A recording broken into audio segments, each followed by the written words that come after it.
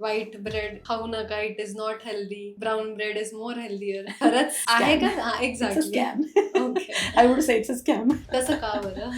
Brown bread नक्की काय असतो, तर it's a colouring agent what they are putting in it. त्यामुळे फरक काही वेगळा पडत नाही मैदात. काय होतं, तू कॉन्टेंट वाचलेस ना, आम्ही पेशंट्सना लेबल रिडिंग शिकवतो, न्यूट्रिशनल लेबल रिडिंग पण शिकवतो. त्यांना आपापलंच कळायला लागतं, कारण प्रॉडक्टची फ्रंट साईड इतकी अट्रॅक्टिव्ह दिसते की बॅक साईडला कोणी जात नाही. मला तर असं वाटतंय ना की तू कुठल्याही उद्या फोनवरतीही हाय प्रोटीन हाय फायबर लिहिलं तर लोक खरेदी करतील, एवढंच पाहिजे असतं त्यांना. त्यामुळे त्यांना हे कळत नाही की ऍक्च्युली म्हणजे त्याच्यामध्ये कुठले कुठले इमल्सिफायर्स आहेत, कुठले कुठले प्रिझर्वेटिव्स आहेत. मैदा आहे तो सुपर फाईन आहे, त्यातला फायबर ऑलरेडी सगळा निघून गेलेला आहे, काहीच नाहीये. बेसिकलीच एक तर काय आहे की ब्रेड ह्या गोष्टीमध्ये मी फारशी इंटरेस्टेड नसते. अगदीच क्वचित कधीतरी मग मी लोकांना सांगते की जो तुमचा काय मल्टीग्रेन ब्रेडच्या नावाखाली काय आजकाल बरेच प्रॉडक्ट्स निघालेत, you can may be stick to that with one piece or slice. जसा राय ब्रेड असतो, लोक सारडो ब्रेड आणि हे खातात ना, ते आपलं कल्चर आहे ना, मी ते प्रमोट करते. पण मला असं वाटतं त्यातल्या त्यात की हे सर्रास मिळणारे जे ब्राऊन ब्रेड व्हाईट ब्रेड आहेत, it is just a scam. त्यात काहीही न्यूट्रिशनच्या रिलेटेड तर